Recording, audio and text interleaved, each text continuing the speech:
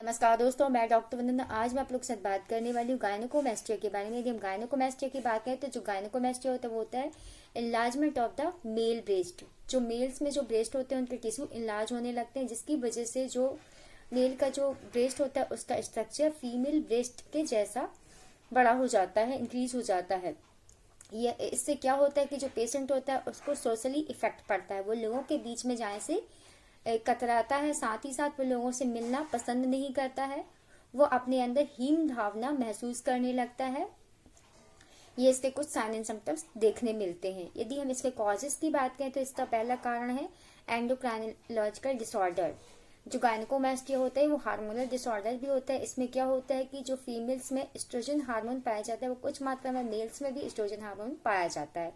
यदि oestrogen hormone का level increase हो जाता है तो उसकी वजह से जो मेल में जो चेस्ट होता है वो फीमेल लाइक ब्रेस्ट में कन्वर्ट होने लगता है और इनलार्जमेंट देखने वहां पे मिलता है।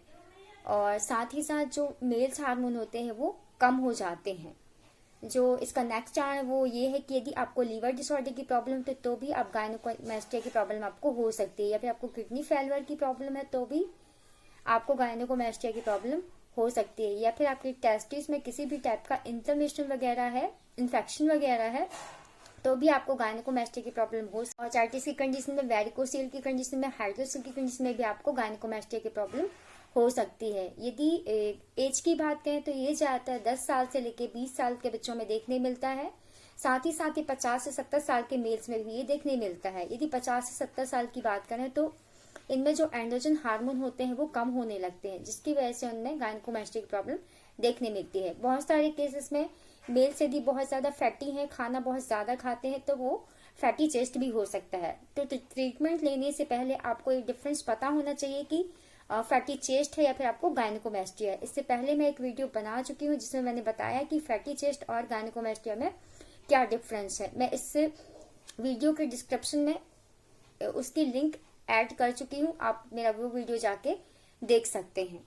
यदि होम्योपैथिक मेडिसिन की बात करें तो आप कॉनियम मेडिसिन को 200 पोटेंसी में यूज कर सकते हैं। बट पेशेंट जो गायनेकोमेस्टिया से सफर कर रहा है उसको चक्कर आते हैं, या फिर उसकी जो बाथरूम है वो रुक जाती है, या फिर जो इसका पेशेंट है वो बैचलर है बट ज्यादा एज का है और वो गायनेकोमेस्टिया से सफर कर रहा है, तो वो कॉनियम मेडिसिन का यूज कर सकता है। कॉनियम मेडिसिन को आप हफ्ते में एक बार और संडे टू संडे 2 ड्रॉप खाना खाने से आधा घंटा पहले सुबह सुबह यूज कर सकते हैं। जो नेक्स्ट मेडिसिन है वो फाइटोलक्का मेडिसिन बहुत ही इफेक्टिव मेडिसिन है इनकेस ऑफ ब्रेस्ट में किसी भी टाइप की प्रॉब्लम हो। तो फाइटोलक्का मेडिसिन को आप तब यूज कर सकते हैं जब जो गायनेकोमेस्टिया की जहाँ प्रॉब्लम है वो आपका जो ब्रेस्ट होगा उसमें हीट रहेगी, साथ ही साथ वहां पे इन्फ्लेमेशन की कंडीशन होगी।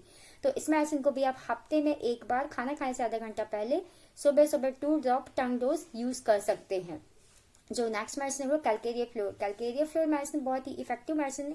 इन केस ऑफ आपकी बॉडी में कहीं भी किसी भी टाइप की ओवर ग्रोथ हो या कोई गठान हो तो वहां पे कैलकेरिया फ्लोर का बहुत ही अच्छा इफेक्ट है। जो दूसरी मेडिसिन है वो है योहिबिनम मेडिसिन को आप 1 कप गुनगुने पानी में 10 ड्रॉप खाना खाने से आधा घंटा पहले सुबह शाम यूज कर सकते हैं। ये जो मेडिसिन है ये हार्मोन के ऊपर असर करती है, ये मेल हार्मोन के ऊपर बहुत ही अच्छा असर करती है।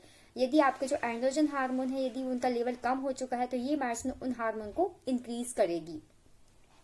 जो नेक्स्ट मेडिसिन है वो है कार्लीम्यूर 6x पोटेंसी में। जो कार्लीम्यूर मेडिसिन है ये बहुत ही इफेक्टिव है इन केस ऑफ मेल्स में जो गायनेकोमेस्टिया की कंडीशन के लिए। इससे भी आप टैबलेट फॉर्म में 2 टैबलेट खाना खाने से आधा घंटा पहले सुबह शाम यूज कर सकते हैं। और यदि आप मुझसे ट्रीटमेंट के लिए कंसल्ट करना चाहते हैं तो जो मेरा ईमेल एड्रेस है vandana.halkar20@gmail.com पर आप मुझे मैसेज कर सकते हैं। साथ ही साथ यदि अभी तक आपने मेरे चैनल को सब्सक्राइब नहीं किया है तो आप मेरे चैनल को सब्सक्राइब कर दें, साथ ही साथ बेल आइकन को भी दबा दें ताकि मेरे आने वाली नेक्स्ट वीडियो की नोटिफिकेशन सबसे पहले आपको मिल सके। और यदि आपके कोई क्वेश्चन हो, कोई सवाल हो तो आप मुझे कमेंट करके पूछ सकते हैं। And thank you.